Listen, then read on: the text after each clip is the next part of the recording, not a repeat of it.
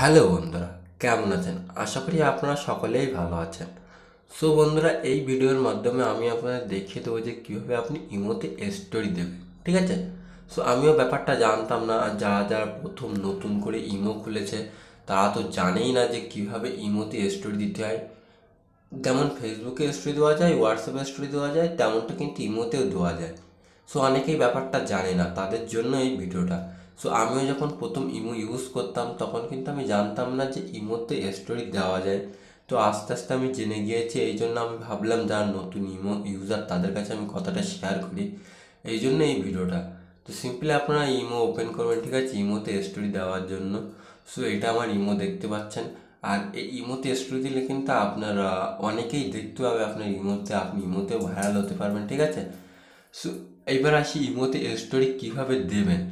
So ইমোতে story দেওয়ার জন্য আপনারা যেটা করবেন সেটা হলো আপনার ইমো ওপেন করবেন। ঠিক আছে? সো আমি ইমো ওপেন করেছি, আর আমার ইমোতে তেমন কোনো বেশি ফ্রেন্ড নেই যেহেতু। সো সিম্পলি আপনার ইমোতে স্টোরি দেওয়ার জন্য যেটা করবেন সেটা হলো এখানে আপনার শো করবে। ঠিক আছে? সো এখানে দেখতে পাচ্ছেন অ্যাড স্টোরি বলে একটি অপশান আছে, আর এখানে কে কে স্টোরি দিয়েছে আপনার শো করবে। ঠিক আছে?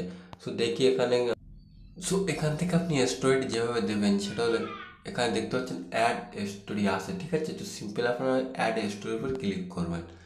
সো ক্লিক করার পরে এখানে আপনাদের সামনে আপনাদের গ্যালারি ওপেন হবে। ঠিক আছে? সো এখান থেকে আপনি মিউজিকও নিতে পারেন, যেমনটা আপনি ফেসবুকে মিউজিক নিতে পারেন। ঠিক আছে?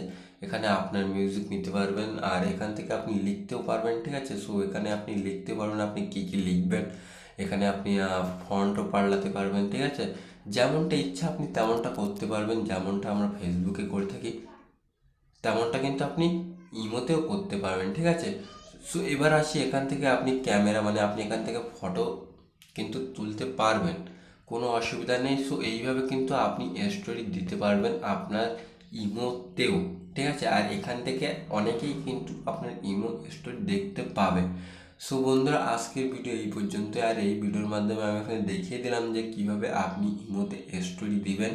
সো ব্যাপারটা জানতো না অনেকে, যারা নতুন নতুন মানে ইমো ব্যবহারকারী তারা তো জানতোই না, তাদের জন্য ছিল ভিডিওটা।